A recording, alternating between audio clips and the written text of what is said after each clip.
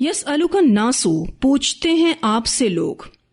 یہاں پر الناسو سے مراد مشرکین مکہ ہیں اور یہود مدینہ بھی ہیں. پوچھتے ہیں آپ سے لوگ عن الساعہ، قیامت کی گھڑی کے بارے میں. قیامت کو ساعہ اس لیے کہا جاتا ہے کہ یہ وہ گھڑی ہے جس میں یہ دنیا کی زندگی ختم ہو جائے گی اور ہمیشہ کی زندگی شروع ہوگی.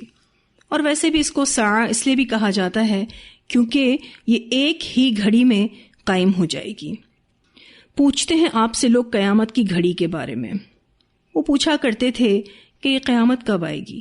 یہ سوال مشرکین مکہ مذاق اڑانے کے لیے پوچھتے تھے رسول پاک صلی اللہ علیہ وسلم سے، اور یہود مدینہ یہ سوال نبی اکرم صلی اللہ علیہ وسلم کا امتحان لینے کے لیے کیا کرتے تھے، کیونکہ یہ قیامت پر ایمان رکھتے تھے. تو اللہ سبحانہ تعالیٰ ان کے اسی سوال کا یہاں ذکر کر رہے ہیں، اور نبی اکرم صلی اللہ علیہ وسلم کے ذریعے ان کو جواب دیا جا رہا ہے. قل کہہ دیجئے انما بے شک علمها علم اس کا، یعنی اس گھڑی کا، عند اللہ اللہ کے پاس ہے. قیامت کی گھڑی کا علم اللہ کے پاس ہے.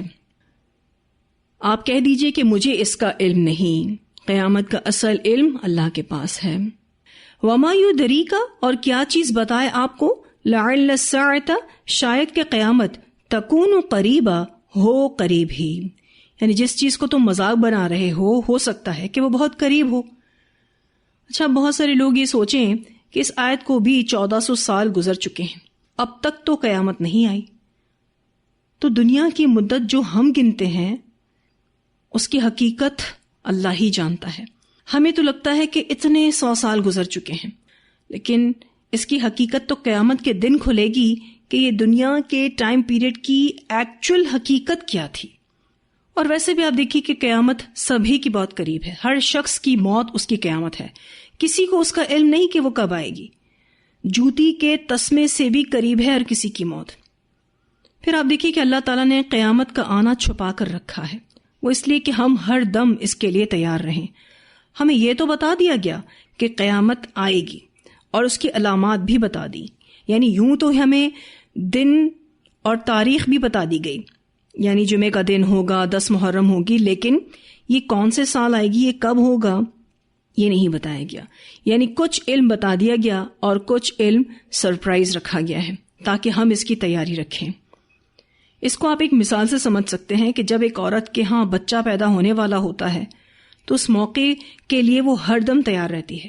یعنی جب اس کی ڈیلیوری قریب ہوتی ہے اور علامات ظاہر ہو رہی ہوتی ہیں تو ڈاکٹرز اس کو کہتے ہیں کہ کسی بھی وقت آپ کی ڈیلیوری ہو سکتی ہے، تو وہ ہر دم اس کے لیے تیار رہتی ہے. تو یہاں یہی بات ہو رہی ہے، وَمَا يُدْرِيكَ لَعَلَّ السَّاعَةَ تَكُونُ قَرِيبًا، اور کیا چیز بتائے آپ کو شاید کہ یہ قیامت قریب ہی ہو. ایک طرح سے اس انداز سے دھمکی دی جا رہی ہے کہ تمہیں کیا معلوم کہ اس کا وقت قریب آ گیا ہو اور تم اپنے انجام کو پہنچنے ہی والے ہو. ان اللہ، بے شک اللہ نے، لعن الکافرین، لعنت فرمائی ہے کافروں پر، وَأَعَدَّ لَهُمْ، اور تیار کیا ہے ان کے لیے، سعیرا، بھڑکتی ہوئی آگ کو. یہ اسی لعنت کا اثر ہے کہ یہ فضول سوالات پوچھتے رہتے ہیں جس سے ان کا مقصد محض مذاق اڑانا ہوتا ہے. آپ دیکھیے کہ پچھلی آیت میں ان کے سوال کا ذکر ہے اور آگے آیت دیکھیے کہ بے شک اللہ تعالیٰ نے لعنت فرمائی ہے کافروں پر. تو یہ اسی لعنت کا اثر ہے کہ اس طرح کے فضول سوال نبی اکرم صلی اللہ علیہ وسلم سے پوچھتے رہتے ہیں جس سے ان کا مقصد محض مذاق اڑانا ہوتا ہے. اور یہ جہنم کی آگ سے ڈرتے نہیں ہیں جو ان کے لیے تیار کی جا چکی ہے. اب ان کافرین سے مراد مشرکین بھی ہیں اور یہود بھی ہیں. یہ کافرین آپ صلی اللہ علیہ وسلم کا انکار کرتے اور قیامت کا بھی انکار کرتے. اس آیت میں 2 انجام ان کے بتائے جا رہے ہیں. پہلا انجام لعن الکافرین اور دوسرا انجام وَأَعَدَّ لَهُمْ سَعِيرًا. خالدین فیہا، ہمیشہ رہنے والے ہیں اس میں، ابدا، ہمیشہ ہمیشہ. ابدا کا لفظ جب آتا ہے تو مراد ایسا زمانہ جو کبھی ختم نہ ہو. اللہ تعالیٰ فرماتے ہیں خالدین فیہا ابدا، یہ اس جہنم میں، اس بھڑکتی ہوئی آگ میں ہمیشہ ہمیشہ رہیں گے. لا یجدونا، نہ وہ پائیں گے، ولین کوئی دوست، ولا نصیرا اور نہ کوئی مددگار. یہ کافر اس میں ہمیشہ ہمیشہ رہیں گے اور اس میں ان کو کوئی بھی دوست نہ ملے گا، کوئی مددگار نہ ملے گا. یوم تقلب، جس دن الٹ پلٹ کیے جائیں گے، وجوہہم ان کے چہرے، فی النار آگ میں. جیسے آپ کسی بھی چیز کو فرائی کرتے ہیں اور اس کو الٹ پلٹ کرتے ہیں تو آگ ایک طرف سے ان کی طرف آ رہی ہوگی، تو یہ منہ کو پھیریں گے تو اللہ تعالیٰ دوسری طرف سے آگ کو لائے گا. اللہ تعالیٰ فرماتے ہیں یوم تقلب وجوہہم فی النار، جس دن الٹ پلٹ کیے جائیں گے ان کے چہرے آگ میں. چہرے ہی کیوں؟ وہ اس لیے کہ چہرہ جسم میں مین گیٹ کی حیثیت رکھتا ہے. سب خرابیوں کی ابتدا اسی سے ہوتی ہے. آپ دیکھیے تو آنکھیں بھی چہرے پر ہیں جس سے انسان دیکھتا ہے، کان بھی چہرے کا ہی حصہ ہے جس سے انسان سنتا ہے، زبان ہے، دماغ ہے. اسی لیے سزا چہرے سے شروع کی جائے گی اور ان کے چہروں کو آگ میں الٹ پلٹ کیا جائے گا، جیسے آپ کسی چیز کو فرائی کرتے ہیں یا کسی چیز کو سیکتے ہیں، باربیکیو کرتے ہیں. یوم تقلب وجوہہم فی النار. یقولون، کہیں گے، یا لیتنا، اے کاش کہ ہم، اطعنا اللہ، اطاعت کرتے ہم اللہ کی، و اطعنا الرسول، اور اطاعت کرتے ہم رسول کی صلی اللہ علیہ وسلم. یہ حسرت کا جملہ ہے، یا لیتنا، اور ہر شخص اپنے اپنے رسولوں کی بات کرے گا. جیسے امت موسیٰ یہ کہے گی کہ کاش کہ ہم نے اللہ کی مانی ہوتی، اللہ کی اطاعت کی ہوتی اور موسیٰ کی اطاعت کی ہوتی. عیسیٰ علیہ السلام کی امت عیسیٰ علیہ السلام کی بات کرے گی کہ کاش کہ ہم نے اللہ کی اطاعت کی ہوتی اور عیسیٰ کی اطاعت کی ہوتی. اور اسی طرح سے رسول اللہ صلی اللہ علیہ وسلم کی امتی کہیں گے کاش کہ ہم نے اطاعت کی ہوتی اللہ کی اور رسول اللہ صلی اللہ علیہ وسلم کی. وقالوا، اور وہ کہیں گے، ربنا، اے ہمارے رب، انا، بے شک ہم نے، اطعنا، اطاعت کی ہم نے، سادتنا، اپنے سرداروں کی. سادتنا کا لفظ سین واو دال سے ہے. سردار، لیڈر اور رئیس کو کہتے ہیں. مراد دنیاوی اعتبار سے بڑا لیڈر. وہ کہیں گے اے ہمارے رب، بے شک ہم نے اطاعت کی اپنے سرداروں کی. وَكُبَرَاءَنَا، اور اپنے بڑوں کی. کبراءنا کا لفظ کاف با را سے ہے. مراد دینی رہنما، استاد، علماء، مشائخ وغیرہ، جس سے انسان مرعوب ہو، جو بڑا ہو عمر میں، رتبے میں، علم میں، جس کی بڑائی دل میں بیٹھی ہوئی ہو. فَأَضَلُّونَ السَّبِيلَ، تو انہوں نے بھٹکا دیا ہم کو اصل راستے سے. یہاں ایک غور طلب نقطہ آیت نمبر 66 اور 67 میں ہے. آپ دیکھیں تو دونوں آیات کے اختتام میں جو الفاظ آئے ہیں الرسول اور السبیل، یہ دونوں الفاظ ال سے شروع ہو رہے ہیں اور آخر میں الف بھی آ رہا ہے. رسول اور سبیل کے لفظ کے آگے کبھی الف نہیں آتا. اگر الف آتا ہے تو تنوین کو شو کرنے کے لیے آتا ہے، لیکن یہاں تو یہ الفاظ ال کے ساتھ آئے ہیں تو ان کے آخر میں تنوین نہیں آ سکتی. یہ گرامر کا ایک اصول ہے کہ جب کوئی اسم ال کے ساتھ آتا ہے تو اس پر تنوین نہیں ہوتی، اور تنوین کے ساتھ آتا ہے تو وہ ال سے شروع نہیں ہوتا. ٹھیک ہے، تو آپ دیکھیے تو دونوں الفاظ یہاں پر ال کے ساتھ آئے ہیں تو ان کے آخر میں تنوین نہیں آ سکتی. سوال یہ پیدا ہوتا ہے کہ تو پھر ان الفاظوں کے آخر میں الف کیوں آیا ہے؟ تو یہاں یہ الف اشباع کا ہے. اشباع، الف شین با الف عین. اشباع کہتے ہیں شعر اور قافیے میں حرکات کو دراز کرنا، کسی چیز کو لمبا کرنا، مختصر بات کو پھیلا کر کرنا، لمبا کر کے بولنا. جیسے شعر کے آخر میں کھینچ کر پڑھتے ہیں نا، شعر و شاعری میں یہ انداز اختیار کیا جاتا ہے.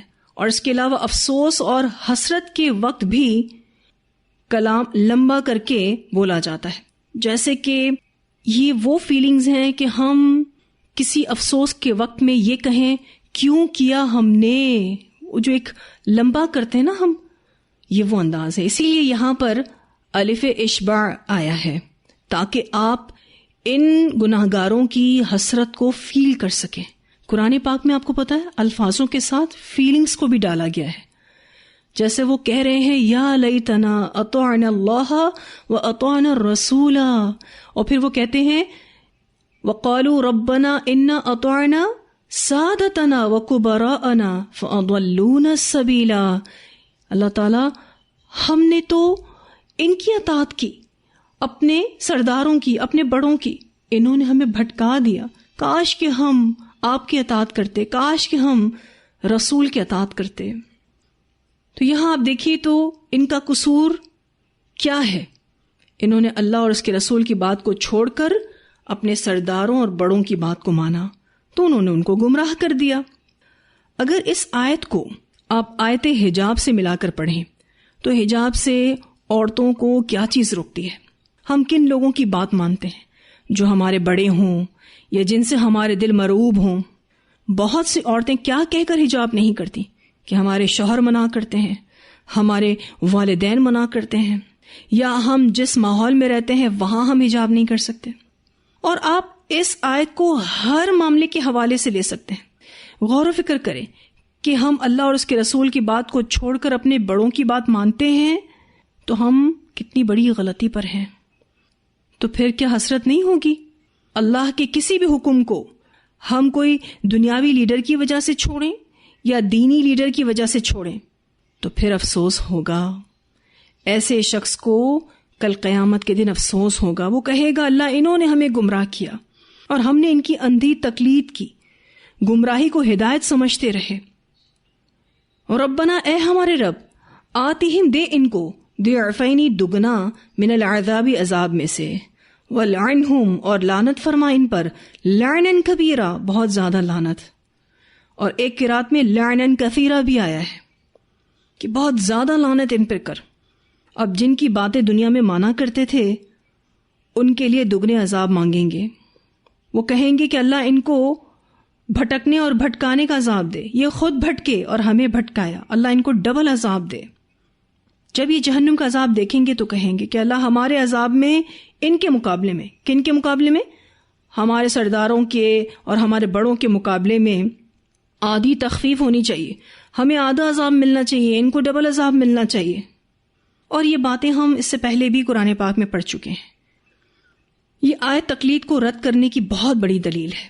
جو لوگ بھی قرآن و سنت کو چھوڑ کر لوگوں کی تقلید کرتے ہیں اور گمراہی کو راہ راست سمجھتے ہیں، وہ کل قیامت کے دن انہی کے لیے عذاب مانگ رہے ہوں گے، انہی کے لیے بد دعا کر رہے ہوں گے.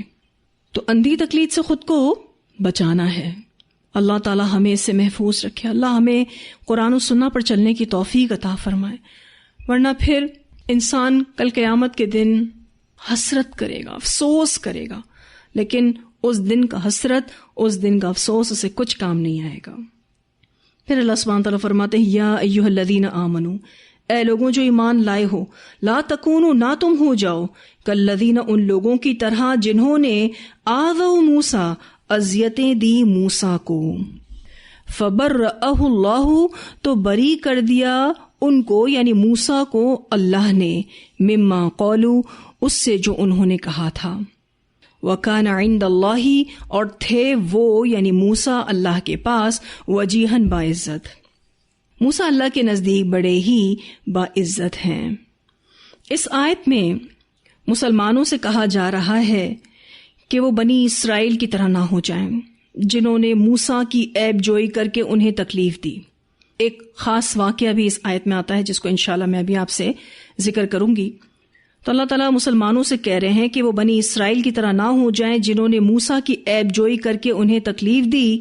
اللہ نے تو ظاہر کر دیا کہ وہ لوگ ان پر جو عیب لگا رہے تھے اس سے وہ بالکل پاک تھے. یعنی مسلمانوں تم بھی اپنے رسول صلی اللہ علیہ وسلم کو ایذا نہ پہنچاؤ، جیسے کہ بعض منافقین اور کمزور ایمان والے لوگوں نے زید بن حارثہ رضی اللہ تعالی عنہ اور زینب بنت جہش رضی اللہ تعالی عنہ کی شادی پر باتیں کی، جو ہم پیچھے پڑ چکے ہیں، ان کی طلاق پر باتیں کی، اور پھر آپ صلی اللہ علیہ وسلم کی حضرت زینب رضی اللہ تعالی عنہ سے شادی پر باتیں کی، اور ان باتوں سے آپ صلی اللہ علیہ وسلم کو تکلیف پہنچائی. تو اللہ سبحانہ وتعالیٰ اہل ایمان سے مخاطب ہیں. اچھا، خطاب یہاں اہل ایمان سے ہے، گو کہ مخلص مسلمان کبھی بھی آپ صلی اللہ علیہ وسلم کو تکلیف دینے کا سوچ بھی نہیں سکتے. یہ بات ناممکن ہے، لیکن سمجھانا منافقوں کو مقصود ہے کیونکہ وہ مسلمانوں کے درمیان ہی رہتے تھے. موسیٰ علیہ السلام کو جو ان کی قوم نے تکلیف پہنچائی اس کے بارے میں ایک روایت آتی ہے جو بالکل اس آیت کے حوالے سے بیان کی جاتی ہے. سیدنا ابو ہریرہ رضی اللہ تعالیٰ عنہ بیان کرتے ہیں کہ رسول اللہ صلی اللہ علیہ وسلم نے فرمایا، موسیٰ علیہ السلام بڑے شرمیلے اور ستر پوشی کرنے والے آدمی تھے. اللہ سے شرم و حیا کی وجہ سے ان کے جسم کا کوئی بھی حصہ دکھائی نہیں دیتا تھا، یعنی ان کے جسم کا کوئی بھی قابل ستر حصہ دکھائی نہیں دیتا تھا. یہ اپنے آپ کو ہر وقت کور کر کے رکھتے تھے. بنی اسرائیل کے بعض لوگوں نے ان کو ستایا. وہ کہنے لگے، موسیٰ علیہ السلام جو اس قدر اپنا جسم چھپاتے ہیں تو ضرور ان میں کوئی عیب ہے، یا تو برص ہے یا فتق ہے یا پھر کوئی اور بیماری ہے. اللہ تعالیٰ نے چاہا کہ موسیٰ علیہ السلام کی بے عیبی لوگوں پر ظاہر ہو جائے. تو ایک روز ایسا اتفاق ہوا کہ موسیٰ علیہ السلام الگ ہوئے، یعنی غسل کے لیے. انہوں نے اپنے کپڑے ایک پتھر پر رکھ کر نہانا شروع کیا. جب نہا چکے اور پتھر پر سے کپڑے لینے لگے تو پتھر ان کے کپڑے لے کر بھاگ پڑا. اب یہ معجزاتی طور پر ہوا تھا. موسیٰ علیہ السلام نے اپنی لاٹھی لی اور پتھر کے پیچھے یہ کہتے ہوئے بھاگے، اے پتھر میرے کپڑے، اے پتھر میرے کپڑے. وہ پتھر بنی اسرائیل کی ایک مجلس میں جا کر رک گیا. یعنی اللہ سبحانہ تعالیٰ نے باقاعدہ ایک سچویشن کریٹ کی کہ موسیٰ علیہ السلام بغیر کپڑوں کے بنی اسرائیل کی ایک مجلس کے سامنے آ جائیں. اب وہ پتھر بنی اسرائیل کے ایک مجلس میں جا کر رک گیا اور بنی اسرائیل نے موسیٰ علیہ السلام کو برہنہ دیکھ لیا. انہوں نے دیکھا کہ اللہ نے جو مخلوق پیدا کی ہے اس میں وہ بہترین جسم والے تھے. یعنی موسیٰ علیہ السلام کا جسم بہترین تھا. وہ تو شرم و حیا کی وجہ سے اپنے آپ کو کور رکھتے تھے، ان کے جسم پر کوئی عیب نہیں تھا. اللہ تعالیٰ نے موسیٰ علیہ السلام کو اس عیب سے جو وہ ان کی طرف منسوب کرتے تھے بری کر دیا. موسیٰ علیہ السلام نے اپنے کپڑے لے کر پہنے اور پتھر کو عصا سے مارنا شروع کیا. تھوڑے جلالی قسم کے تھے موسیٰ علیہ السلام، تو پتھر پر ناراض ہو رہے تھے. اللہ کی قسم، پتھر میں ان کی مار سے نشان پڑ گئے، 3 یا 4 یا 5. اللہ تعالیٰ کے فرمان میں اسی طرف اشارہ ہے، یا ایھا الذین آمنوا لا تکونوا کالذین آذوا موسیٰ فبرأہ اللہ مما قالوا وکان عند اللہ وجیہا. اس سے بخاری نے روایت کیا ہے. پھر اسی طرح سے ایک اور واقعہ بھی آتا ہے کہ قارون نے ایک فاحشہ عورت کو مال دے کر کہا کہ موسیٰ پر زنا کا الزام لگاؤ. پھر موسیٰ علیہ السلام نے اسے، یعنی اس عورت کو، اللہ کی قسم دے کر پوچھا تو اس پر ایسا رعب طاری ہوا، اس نے کہا کہ میں نے قارون کے کہنے پر موسیٰ پر الزام لگایا تھا. موسیٰ علیہ السلام بہت باروب تھے، اور جیسے کہ اس آیت کے آخر میں بھی آتا ہے وَكَانَ عِندَ اللَّهِ وَجِيهًا، اور تھے وہ، یعنی موسیٰ اللہ کے پاس باعزت. تو وجیہن کا لفظ جہاں باعزت کے لیے آتا ہے وہاں باروب انسان کے لیے بھی آتا ہے. اس کے علاوہ بھی موسیٰ علیہ السلام کی قوم ان کو بڑی تکلیفیں دیتی رہی، جس میں ہم پڑھ چکے ہیں کہ جب موسیٰ علیہ السلام کو کوہ طور پر بلایا گیا تھا تو انہوں نے پیچھے سے بچڑے کو معبود بنا لیا، اور جب ان کے پاس کھانے کو کچھ نہ تھا تو اللہ تعالیٰ نے ان کے لیے من اور سلوہ اتارا. تو ان کو ویرائٹیز چاہیے تھی. انہوں نے کہا کہ ہمیں لہسن، پیاز، ککڑی چاہیے.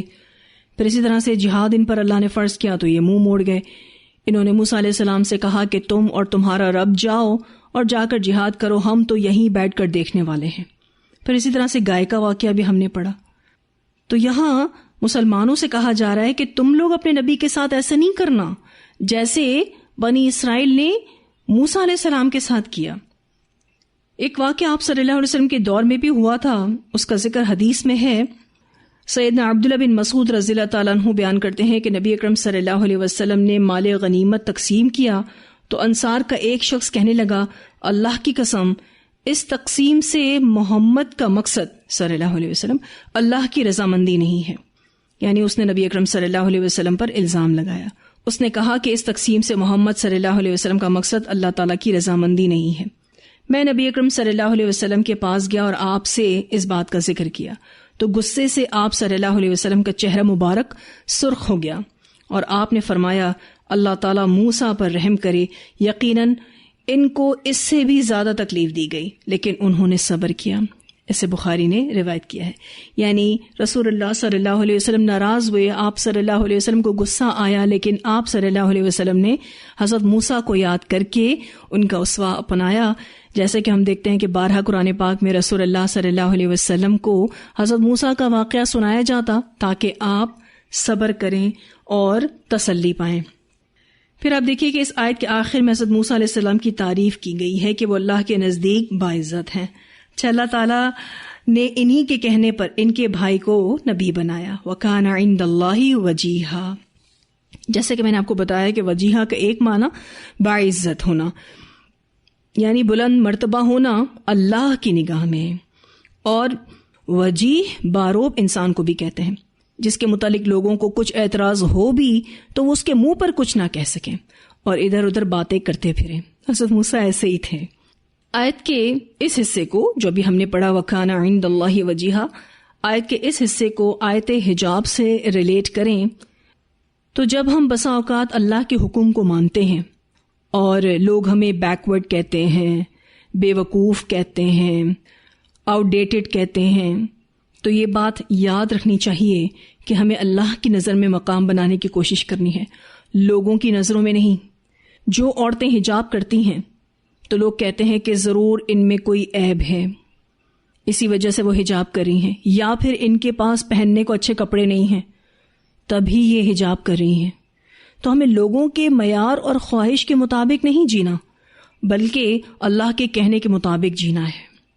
تو جب آپ اللہ کے حکم پر عمل کریں تو پورے کانفیڈنس کے ساتھ عمل کیا کریں, خوش ہو کر کیا کریں اور اللہ کو راضی کرنے کے لیے کیا کریں. چاہے لوگ آپ کے لیے کوئی بھی کامنٹ دیں, وہ آپ کو بیکورڈ کہیں, بے وقوف کہیں, وہ یہ کہیں کہ آپ کو فیشن کے بارے میں کچھ پتہ نہیں ہے, وہ اگر آپ کو یہ کہیں کہ آپ میں کوئی عیب ہے یا آپ کو بننا سنورنا نہیں آتا یا آپ کے پاس کپڑے نہیں ہیں, واٹ ایور جو بھی کہیں کہنے دیں. اور ویسے بھی آپ دیکھیے کہ انبیاء کا مذاق بنایا گیا, یہ تو سنت انبیاء ہے. جب آپ کا کوئی کام اللہ تعالیٰ قبول کر رہے ہوتے ہیں نا تو لوگ اس کو پھر ڈسکس کر رہے ہوتے ہیں. کچھ لوگ اچھے وے میں ڈسکس کر رہے ہوتے ہیں اور کچھ لوگ برے وے میں ڈسکس کر رہے ہوتے ہیں. نو ڈاؤٹ برے وے میں ڈسکس کرنے والے لوگ زیادہ ہوتے ہیں, تو خیر ہے, ہمیں اللہ کے سامنے اچھا بننے کی ضرورت ہے, اللہ کی نظروں میں عزت بنانے کی ضرورت ہے, مقام بنانے کی ضرورت ہے, لوگوں کی نظروں میں نہیں. ٹھیک ہے جی. تو پورے کانفیڈنس کے ساتھ اللہ کے لیے عمل کرنے والے ہوں گے اور اللہ پھر ہمیں ایسی عزتوں سے نوازے گا جو دنیا سے بھی ریلیٹڈ ہوں گی اور انشاءاللہ آخرت سے بھی ریلیٹڈ ہوں گی. اتنی آیات کی تلاوت سنتے ہیں, پھر انشاءاللہ آگے پڑھیں گے. لَئِن لَّمْ يَنْتَهِ الْمُنَافِقُونَ وَالَّذِينَ فِي قُلُوبِهِم مَّرَضٌ وَالْمُرْجِفُونَ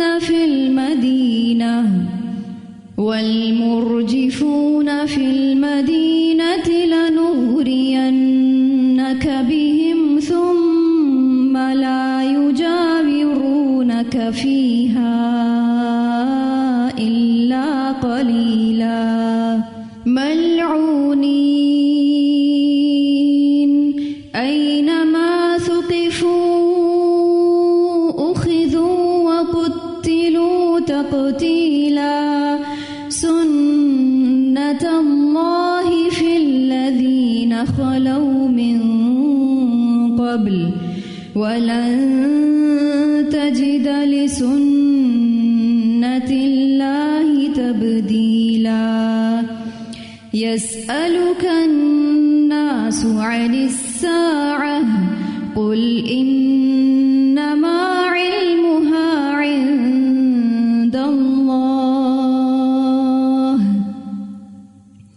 وَمَا يُدْرِيكَ لَعَلَّ السَّاعَةَ تَكُونُ قَرِيبًا إِنَّ اللَّهَ لَعَنَ الْكَافِرِينَ وَأَعَدَّ لَهُمْ سَعِيرًا خَالِدِينَ فِيهَا